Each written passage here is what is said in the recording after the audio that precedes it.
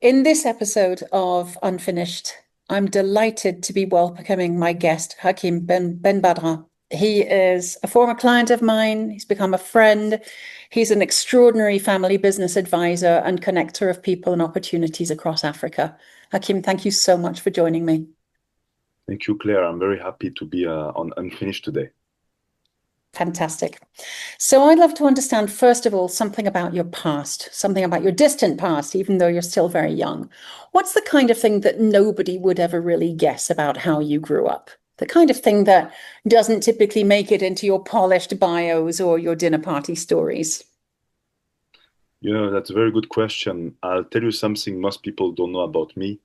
My parents divorced when I was very young, and I was 5. And so my Mm. mom raised us alone. As a single mom, sometimes she had a full-time job, but it was tricky financially. And it happened a few times that we didn't have electricity for a few days. Mm. That's something that made me humble Mm. about what you can have in life. Even basic stuff like electricity in France, sometimes you cannot have.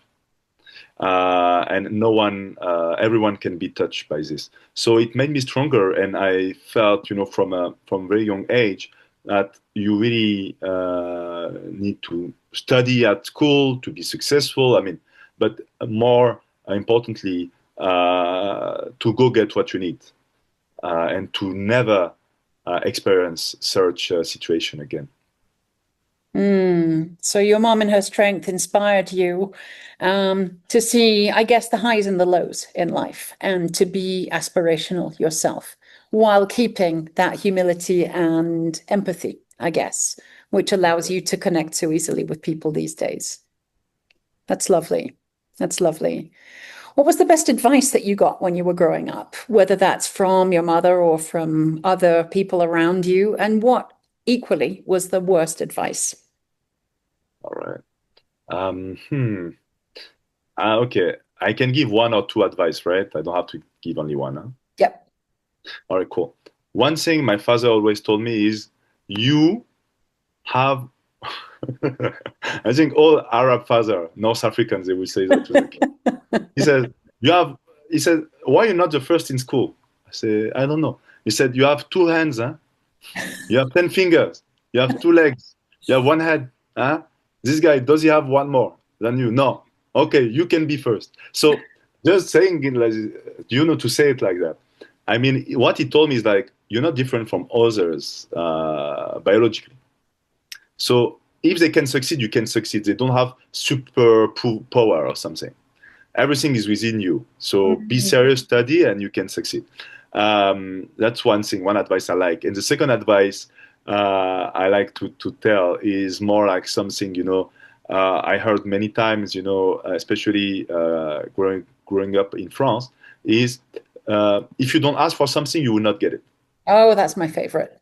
Yeah, and that's very French. And so me, what I took from it, I took two things from these two advice is if you want something, you better go get it. Because even if you ask for it, you're not sure to get it. You better go get it, respectfully, of course. And the second thing is everyone where they are at the start, we of course we don't start from the same place, but you have the same ability at the beginning. And if you work on your abilities and your skills, you can get better than people who have a better position at the beginning of the race in life. That's Mm. what I got. Now, on the worst advice, I would tell you, which is something also which is cultural as well, growing up as an Algerian, French Algerian person in France, is don't take too much space. You know, Too much space. yeah, don't take too much space. Uh, Mm. make yourself small. Yeah. Don't stand up. Don't make noise. I mean, I don't like noise to be honest, but it's for me. I feel it's something that can reduce the impact you can have on the world because you feel like, oh, I should not shine, etc. But if you're made to shine, you better shine. Especially, I'm 6.4 feet tall, so it's difficult for me to be small. Yeah. Indeed. Even if I meet someone for the first time, especially men in the business area, they will always tell me, "Oh, you're very tall. I never expected you to be so tall. I'm like, okay, what is relevant with a business case? Nothing. So just so to say, so yeah, so that's the worst advice I got, and for a long time I was really following it. So, I went to the EU Parliament. I did an internship there, and when I was seeing a member of European Parliament, I was like, oh, bonjour, Madame le député, bonjour, Monsieur le député. So hello, Mr. MEP, Miss MEP, and the other guys, working with me, they're like, why are you so polite with it? Just say hi, sir, hi, madam. See, it's normal, it's polite, MEP, you know. But then you feel like you're doing too much, but they don't understand the politeness. So now, I go to a big conference. I want to meet, let's say, the chairman of Access Bank. I just say, hi, sir, I'm Hakim. Nice to meet you. You go straight to the point, and then you can talk to him, and you get his contact. Maybe he's happy to meet you. He's like, oh, okay, next time you come to Lagos, let's have a talk. So anyways, so I feel like this worst advice, I turned it into something. Yeah, you flipped it and you ignored it, because certainly those two pieces of advice, the good and the bad, completely contradictory, right? Be the first, use the same, and hide yourself. So I'm so glad that you're no longer hiding yourself. And we did some great work on that a few years ago. So you're out in the world, that's for sure, and people know who you are. So let's go back to those years when you were thinking about what you would do for your career. You'd been taught to be ambitious, but also small. Not an easy formula to be squaring away when you're 18 or 19 and thinking about what sort of studies you're going to do and what that's going to lead you to. But what were you really thinking about? What were the hopes and fears and thinking that were on your mind as you were making choices? If I will tell you something, I had no idea. Honestly, I had no idea. If you tell my younger self at 18, when I got the A level, which is in French baccalaureate, you can tell him, okay, in 15 years you'll be doing X, Y, Z. Be like, okay, I don't know what you're talking to. I don't know. Actually, what I knew is what I didn't want to do. Aha, but I didn't that's want to always a be a brilliant doctor. guide. Yeah. I didn't want to be a doctor. I didn't want to be a lawyer. I don't know why. I didn't want to be an engineer. Okay, maybe engineer would have been easier, honestly, to get into the business space and etc. But what I can tell you is, I knew I was curious about life, and I wanted to learn about the world, and that's when I did history. Yeah, and about it, I would say, I, you know, it's how can I say it? It's I was like, okay, let's study history, and then let's be a professor of history at university. But then I learned, if you want to be a professor, you need other professors to appoint you as a professor, to nominate, to say, oh, okay, this guy can be with us. Yeah. But now all these guys are the same people. They're all from the same class, same school, same social class, and diversity is very small in France in terms of professors of university. So I was like, if I look at myself, I don't see anyone looking like me. I will never get it. So in this case, I just changed my trajectory, and I was like, okay, let's be a diplomat. So I tried. Let's be EU civil servant. I tried. Then let's work with startups. I tried until I finished where I am, and as a family business advisor, and where I feel like my skills are at best used. And what do you love most about what you do now? What keeps you loving it even when things get difficult? I would say people are at the center of what I'm doing, and I get to talk directly to decision makers. I'm very impatient, so if I talk to someone who has to go up, ask three people to get validation, it's very complicated for me. But if I can just, talk directly to the CEO, he's like, okay, let's do it. We'll do it. Yeah, most of the times you need approval from the board the board. But still, it's still better, and it's fast forward. And I like it, to be able to talk with people who are change makers, on their environment, but like with huge impact. I'm talking like someone who has 500 employees in Madagascar, you know that is feeding like 500 families, and that's a big impact on the continent.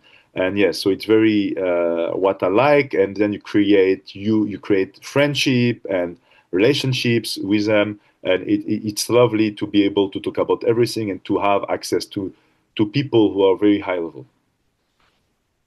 That's beautiful. And certainly, all I see of your work is a lot of travel and a lot of connections with all kinds of different people. And so you're clearly making the most of those aspects that you love. But what about the bits of life or work that aren't so wonderful, the boring bits, the thankless bits? How do you show up and make those manageable?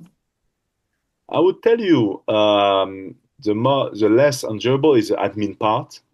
Uh, I'm escaping it at the moment. I mean, I pay my tax. Thank But but what I mean is like I manage it, I do everything at once. I think I should employ someone to do it directly, a PA who can manage it. It will be you. better. And that's something I'm working on it currently. Uh, because, you cannot have everything you like in a job. You always have things you don't like. And it's smart to just, instead of doing it yourself, you have someone to do it for you. And that's what I'm working on at the moment, to have someone to take care of it, and I can just supervise. Yeah, I think it's better. Mm, sounds beautiful. Look, I look forward to hearing how that works out for you. When you think about yourself as a leader, and some people might say, well, I'm not a leader, I don't have a team, but you're a leader. When you think about what you have yet to perfect, what might be a blind spot, the weakness that shows up again and again that you may or may not see, that maybe somebody around you is the one who sees it. But what would you say is a key blind spot or weakness in your leadership? I would tell you, I I'm a very talkative person, but I don't like conflict. I don't like conflict at all. And when you deal with people, you have conflict happens. So if it's a conflict from someone to with someone else, it's very easy for me to deal with. If it's someone with me or me with someone, it's more difficult, to be honest. So usually I try not to talk too much about this, and then at some point, because I have that kind of personality which is very straightforward, I prefer to tackle it. And when I tackle it, what I've noticed is you have two ways. Either the person is like, actually, some people like conflict, but they don't like argument. I explain. So they will have a problem with you, but when you talk to them, okay, do you have a problem? No, I don't have one. And they can keep resentment. So at some point, you took energy from yourself to deal with the conflict. You're like, you don't like conflict, but you're like, okay, I need to fix it.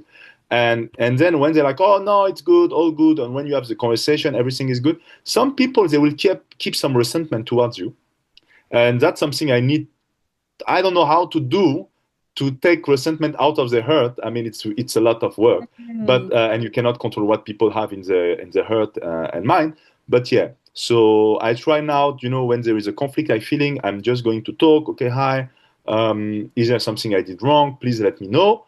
That's how I felt, etc. You tell me how you felt. And they're like, okay, are we set up? Okay, cool. But even if you do that, I still feel some. I've noticed some people they still have a resentment, and that's the most difficult part to deal with because for you, you fix the conflict, everything. You've been open, and that's something I want to get better on at managing conflict and I would say erasing the resentment, even if it's not that easy to do, to be honest. Mm. I wonder what would happen if you started playing with the distinction between conflict and confrontation. Mm. Yeah, I see what you mean. But when you have a conflict, you mean confrontation is way more um, aggressive than conflict, or I mean, it's up to you to find the meaning, but often what I come across with clients, with friends, and even with myself is that you can have conflicting ideas with someone, you can have conflicting interests with someone. Mm. That doesn't necessarily mean that you need to have an aggressive confrontation. But often what we see is that we confuse or conflate Mm. the notion of confrontation with aggression. And so Mm. we avoid it. And so things accumulate. In a perfect world, it's like steering a car. And if you're driving along and the road's flat and straight, then you don't need to make much adjustment. If you've got a passenger who notices that, you're moving slightly to the wrong side of the road, it's relatively easy for the passenger to say, I think we might be going a little too far right. How about going left again? Whereas, and that's easy, right? No conflict, just a signaling, a flagging of a problem.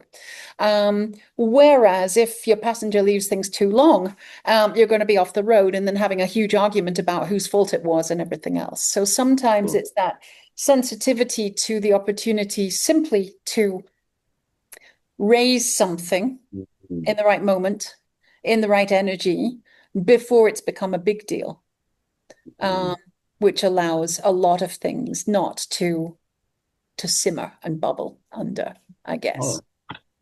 Yeah, So tackling at the root causes. I see. could be, Mm. yeah. Yeah, I All mean, right. in the end, otherwise you're always just arguing about band-aids. What Yeah, color band-aid that's will a it fair be, point. right? Yeah, yeah, yeah, that's a fair point. Yeah. That's true. Yeah. Thank you. So thinking of that, that little moment of insight that we've just had,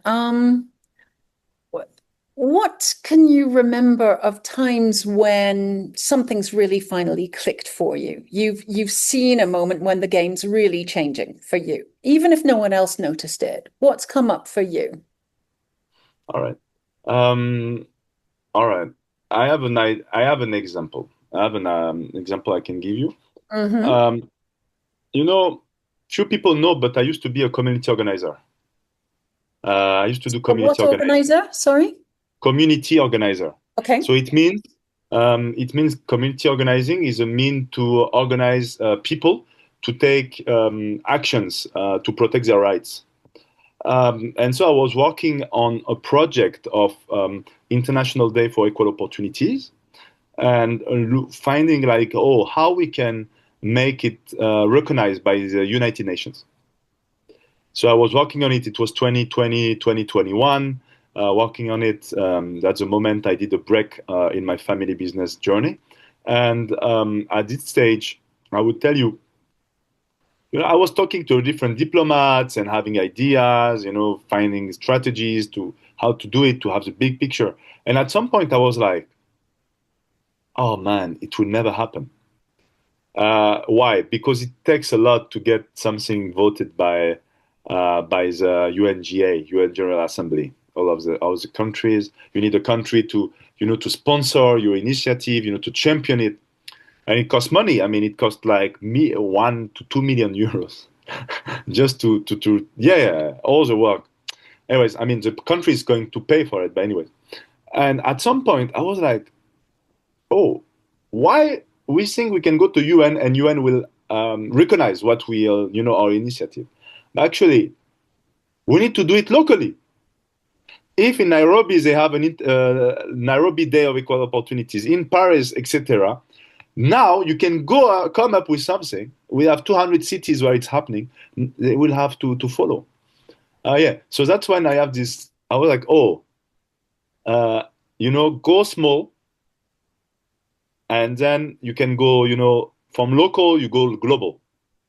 And the thing is, they say local, right, or something like that. Anyway, so yeah, that's when I understood like if you can do it, make a change locally, and locally at different places, you can have a bigger impact globally, which doesn't feel logical at the beginning. You're like, oh, I want big impact, I go to New York, etc.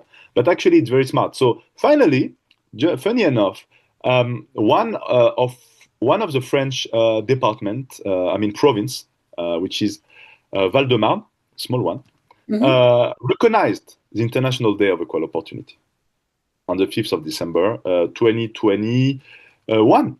Yeah. So yeah. and we didn't even talk to them. So just to say, so when you initiate a movement, Mm. people will follow without you needing to talk to them. Anyway, so yeah, so that's when it was a moment I was like, oh, you don't have to do something too big. You can do small things locally, and it can have an impact, and it will follow suit. Perhaps that's a reflection of that old bad advice you got about not taking up too much space. Perhaps you managed to turn it into gold in the end. Yes, correct. Yeah. Lovely. What about a moment that you're less proud of? Some sort of time when you failed or let your own standards slip? Now I will tell you, when you're an entrepreneur, you have to be pragmatic. And sometimes you work with different clients, clients you like, clients you don't like. Um, I mean, yeah, it's like with people. You have people you get really well along with, people you Mm, don't get well along, and the mm, people you don't get well along with, most of the time you don't see them again. You meet once, and then you never. And the people you get along with, you want to meet again. You have a call, you have coffee, etc. So I would say I had to work. I went back to work with a client I didn't want to work with again because I needed some cash, I needed some inflow, and that mhm, client was willing to pay. I mean, nothing bad. It's not like it was a bad client, bad person, but just we didn't get well along. So I was like, mm. okay, I just want to work with people I get well along with. I don't want complicated Yep. situation. But I was like, oh, yeah, my first quarter is at this, the turnover is this money. I want that. My goal is that one. I need to find a client for that. So I'm looking, and then that client was like, "Oh, actually, I need it. I need you." And I was like, "Ah, okay, let's do it again." But yeah, I mean, the final word of this is like, yeah, having a stronger pipeline of clients, so I can just don't have to do it again. But yeah, I mean, in entrepreneurship, sometimes like never again, but sometime yes, it happens again. You have to be pragmatic, or you stop being an entrepreneur. So yeah, Mm. And what was the consequence of engaging with that client whom you didn't feel so akin to? I would say some more stress in my life. I don't like stress. Mm. I mean, I can do events with 2,000 participants. I'm not stressed. I manage stress myself. I mean, we all have some stress, Of course. but I manage it. But I don't like unnecessary stress, Mm. and that kind of things. And I don't like people who go right and left. I like you go straight. Mm. So some clients they talk right, they talk left, they don't talk straight. I don't like it. Mm. So yeah, so then you have to work with someone who talk right and left, but you know how to handle it, but it's just annoying. So Yeah. yeah, so I would say, yeah, better talk straight if you work with me. Mm. And better you learn to be clear in your selection of clients. Correct. But I get it. I've been there too, taking cash over alignment. It's never a great choice, but it can sometimes feel necessary. What about inner work, Hakim? What are you working on in yourself? Yeah, I will tell you, I receive a few newsletters online on my email from a few entrepreneurs that are doing interesting things. And so sometimes they send some ideas or reflections they had. Mm, And recently I received one. It's about, they're using the example of Jonah in the Bible. mhm, And so the final, I mean, what the conclusion of this is you should accept your own light. And so at the moment, I'm working on accepting my own light. It's easier to accept your own light if you work for someone. You work for an institution. It's easy because you have, I would say, a backup plan. When you're an entrepreneur, you don't have backup plan. I mean, it's you and yourself. Say mm, me, myself, and I. mm, It's you, yourself, and you. And you really have to be confident with yourself because when you meet someone, you don't say, oh, it's not like, oh, I work for Nike or whatever. No. Oh, I'm Hakim. Oh, what do you do, Hakim? I do this. Who you work for? Myself. So it's yourself, your own brand, your own entity. and people have to know and to like who you are to work with you, right? So yeah, so now I'm not like, okay, what is the light inside me? What can I do and to reach the full potential I have? So I'm working on it to accept my own light, and sometimes it's scarier to accept your own light because you're scared of what you can achieve. Sometimes most people are scared of what, oh, if I don't achieve this, and me, I'm scared of, oh, if I achieve it, what is going to happen? I will do this, and this, oh, wow, I will not be able to stop again. So that's what I'm working on, to not be scared of my own light and to be able to be like, oh, that's what I want to achieve. I know I can do it. I will do it. So let's do it. Yes. So that's what I'm working on. And some might argue that you'd be selfish not to be sharing your own light. And I mean, it comes through well on screen, but meeting you in person, you are an incredibly radiant person. And that's what makes your work so important and so impactful. But my sister once said to me, some people need sunglasses to work with you. And it kind of hurt, but also it was lovely balm on the wound as well. And I think there's something there. Light is an interesting thing, and we play with it in different ways. That's a very good one. I mean, she's right. My eyes were, so I will just wear my sunglasses. It's more comfortable.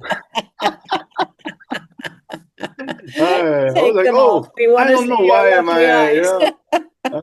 no, it looks good though. Anyway, yeah, it's very true. They say I think it's in Niger. Niger, they have a proverb. I mean, yeah, a motto.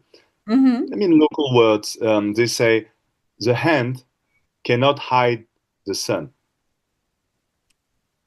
The hand cannot hide the sun, and it's very, Mm. very interesting from what you're saying. So you say people need sunglasses to work with you because the hand cannot hide the sun. So they better wear sunglasses to feel comfortable with you.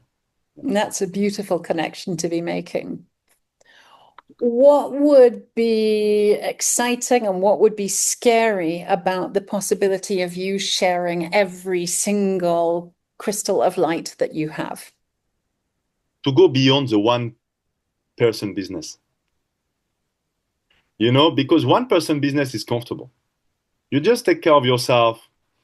Less business means you just have to be, to deal with it yourself.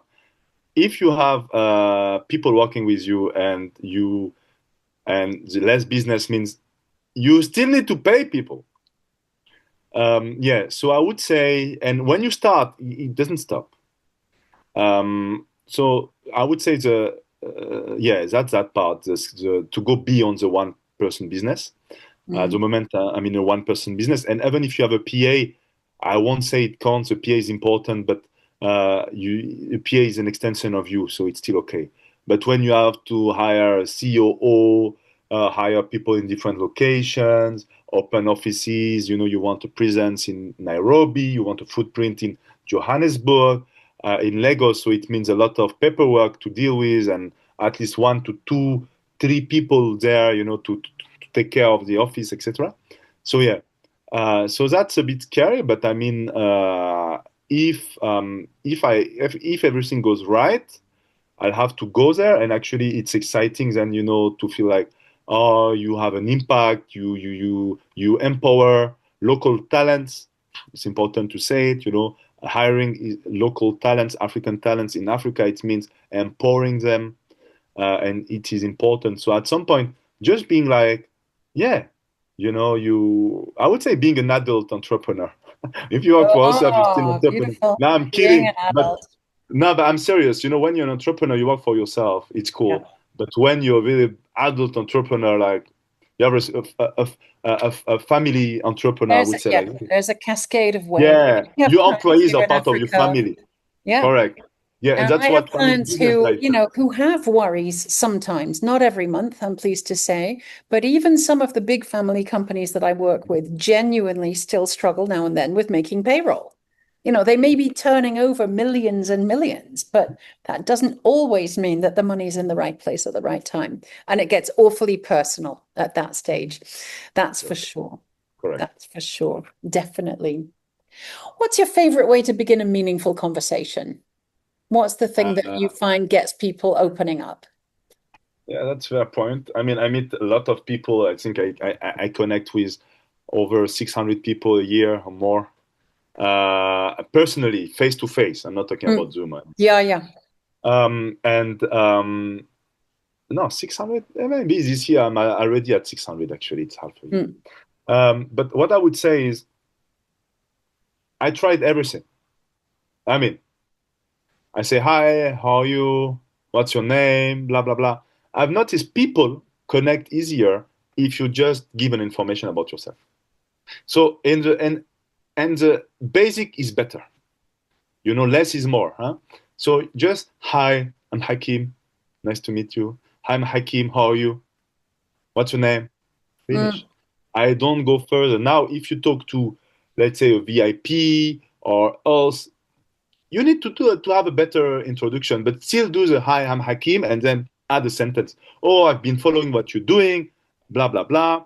But if it's someone like you just meet at a conference sitting next to you, hi, I'm Hakim, how are you, what are you doing? And people like it. If I say, hi, what's your name? They're like, why you want to know my name? I mean, we were at a conference. We're just here to hang out. I mean, I'm here to connect. But, you know, most people going to conference, they don't go to connect. They're too scared to connect as well. Huh? Sometimes they want to connect. So when you do the exception when you do it. Yes, you know, so we are very few connectors and people who are really willing to know more people.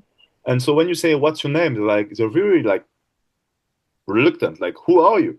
You know? And especially I've noticed gender dynamics. If I'm a man, I talk to a woman. You know, some guys, they go to a conference, they don't go for business. They think they're like there to mingle. Me, I don't have time to mingle. I'm here for business. Mingling is after, if we want. But so when I ask a lady, but if I say, hi, I'm Hakim, oh, okay, my name is, oh, which organization are you working with? Which area? Oh, now it's set up, it's a professional discussion. It's important to clarify. When we go to conference, we go there for business. You know, if there is a personal connection with anyone, any gender, then you can connect after the conference. But yeah, so yeah, I would tell you the best approach is, hi, this is my name. How are you? Have a big smile. It's cool. People like, and just be cool, you know, and it works. There is nothing easier than that. And probably not wearing sunglasses, right?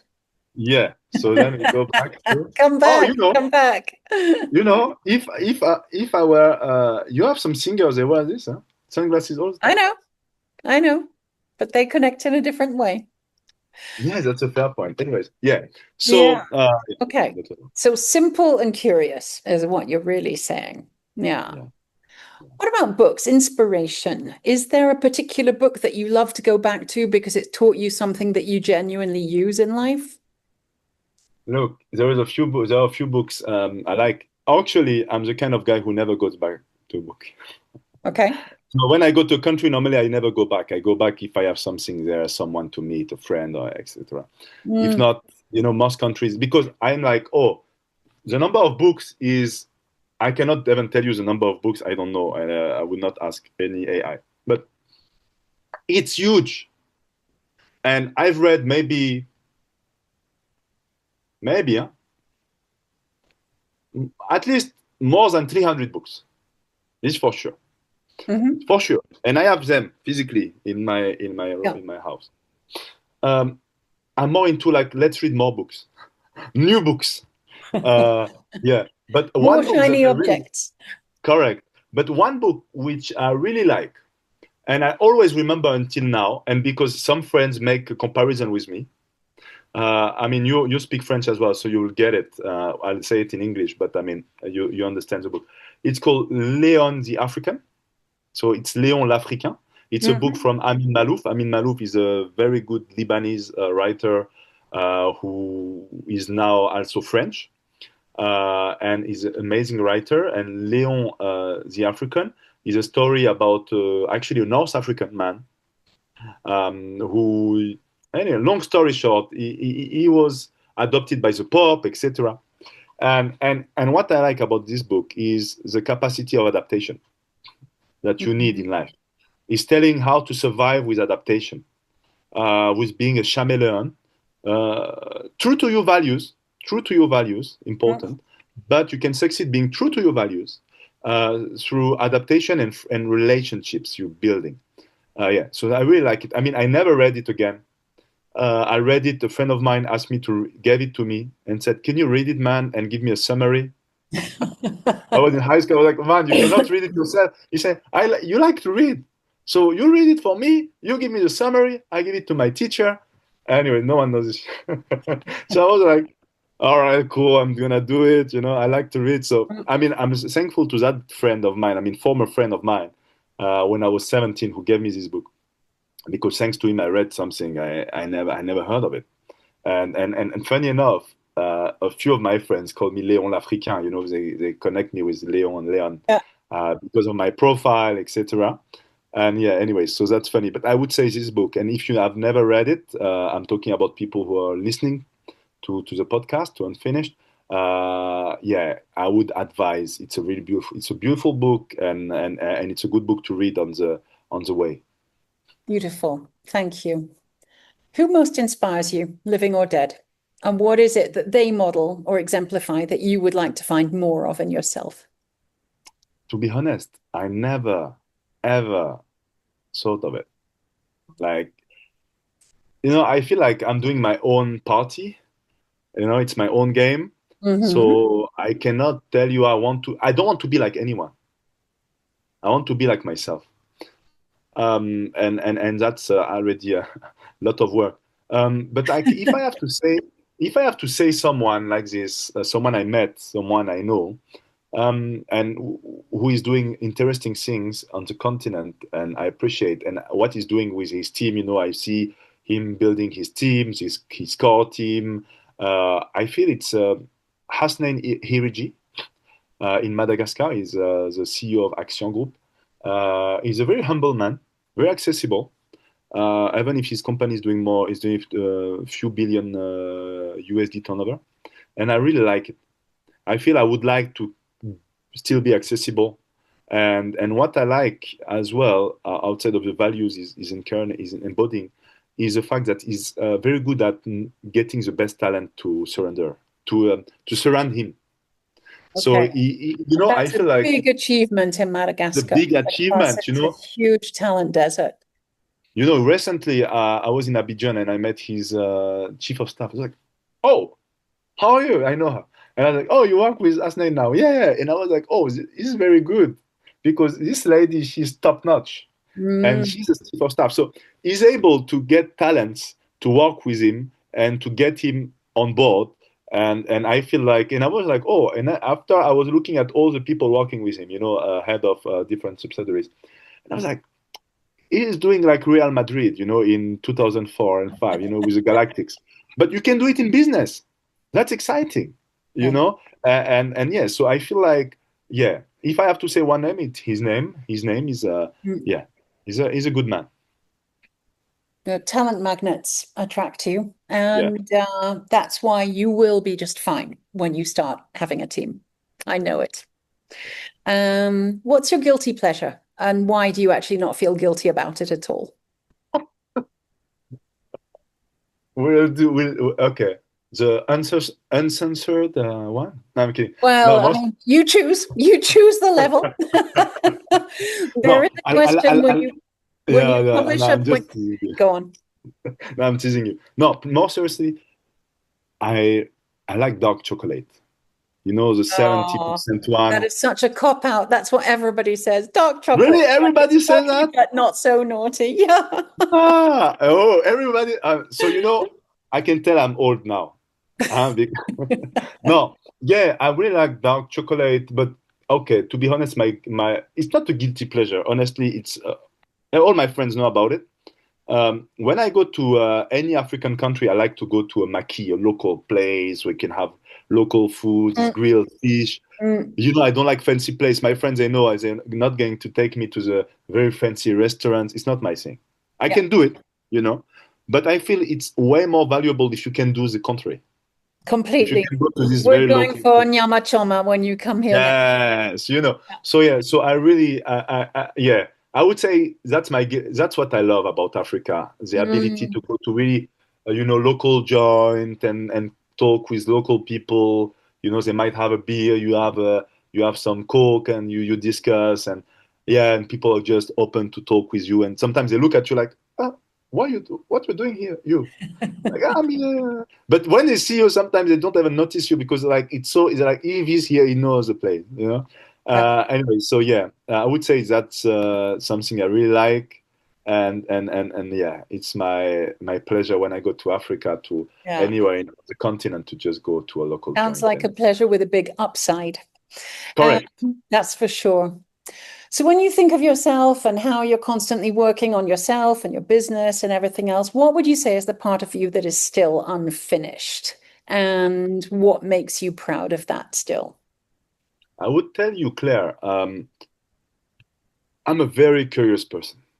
Very curious. When I say curious, it doesn't mean I want to know people's life. No, not really. I'm not interested in that. But not curious in that way. But I'm more curious about who are who people are. Their stories and about life and the world. So and that's something that will never. It's like I'm thirsty for curiosity, thirsty for knowledge. Mm, And that's why I've been to 43 countries in Africa. Yeah, 43 is the last one was Sao that's Tome and amazing. Principe. And I'm curious, to go and explore, understand people and the culture. And even if I go for holidays, try to meet some business people to understand what is the dynamic in the country. And yeah, I would say yeah, this curiosity, and it will always be unfinished. And that's something I'm proud of, to have this curiosity, to keep this curiosity, which I feel comes from my childhood. And to that's the kid in me is a curious kid, and I'm still curious. And when I was a kid, I asked so many questions at school. One guy one time said, "You ask too much questions, you." I was 10. I remember him, but it didn't stop me from asking questions. Anyways, you should never. I mean, we should never say a kid you're too curious and ask too many questions. It's good to have curiosity. Absolutely. Horrible. Maybe reflect. Okay, if they ask weird questions, okay, this question is maybe too much. But yeah, I feel like and some adults, we are as adults, we have a big power on our kids, and it's important to be careful of our words and to not block kids, especially. But yeah, I would say my curiosity, and I'm happy to still have this child dish Yeah. curiosity. Yeah. Beautiful. How many countries are there in Africa? Oh, this is a very easy question, but very complicated to answer as an Algerian. No. Okay, according to the UN, 54, according to the African Union, 55. All right. So let's say I'm 11 to 12 to the Yeah. end. Yeah, Okay. let's say like this. Okay. And then you'll need to bring a different layer of curiosity into whatever you're doing and how you're working on yourself.